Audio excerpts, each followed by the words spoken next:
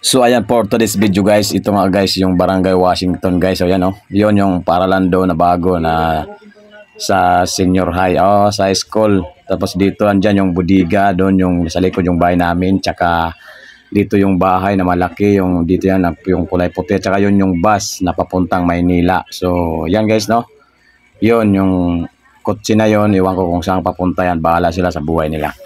Tapos to guys, yung papunta doon naman dito sa, yun o, yung may bahay na papunta doon.